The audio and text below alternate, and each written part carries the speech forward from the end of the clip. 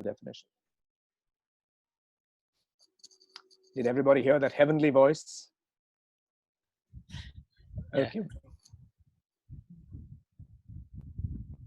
Okay. But thanks so much for the question, Anshu. So I have one question, Ranjit. Yeah.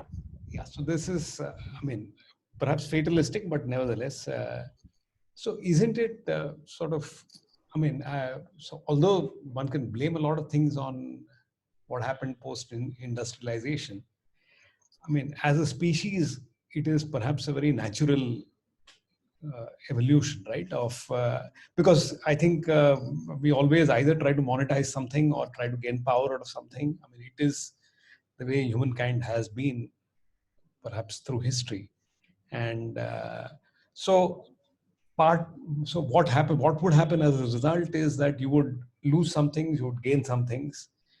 So losing languages, losing wildlife. I mean, do you believe this is part of the evolutionary process, or is there a way one can actually sort of try and save, I mean, in whatever way? Yeah. So what do you... Sure. No, thank you for the question. I don't know that this is an irreversible situation. I don't think it is. What can we retrieve? It's difficult. So let me just maybe respond to your question using two frameworks. One would be scale. There is probably a naturally expansionist territorial will to dominate kind of feeling within all of us. Yeah. Sorry, I'm losing you. Yeah, I've lost. But to what scale does that question?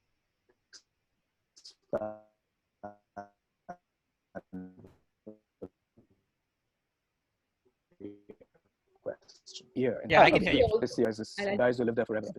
So colonialism, the desire for more and more resources to feed some insatiable, absurd scaling up.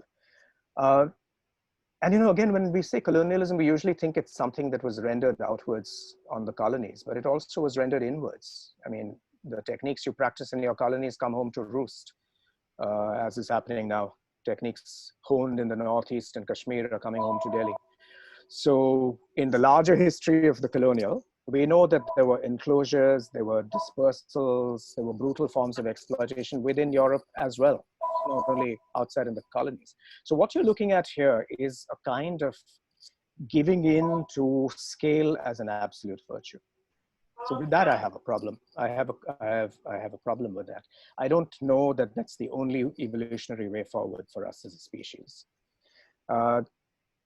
If you look at how people got on with trade and commerce and exchange and affluence before 1492 in the Indian Ocean area or elsewhere, I'm not saying these were saintly, altruistic, noble civilizations, not at all. There was great bloodshed and asymmetry everywhere. But by and large, people did try and work out forms of collegiality. They did try and work out ways in which, I don't want to romanticize this past, maybe all that held them back was lack of technology to expand. But I think it's worth thinking about this question of insatiable scale, and B, this question of what kind of ethical self-restraints one can place on oneself in terms of how we respond to the environment, the larger environment. Also precisely that we can't make that distinction between, we can't easily parcel out things as, that is wildlife, this is something else. Absolutely all of that connects to our life. I mean, get rid of the butterflies and the bees, which seem like inconsequential species, and we're done for. As scientists, you know this. So, we're living in the aftermath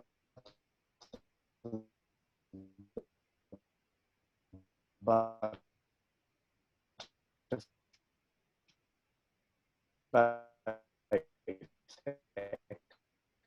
it's really not possible to segregate ourselves and say, we're okay. I don't know. Vanished halfway through. Our internet connections really been bad. So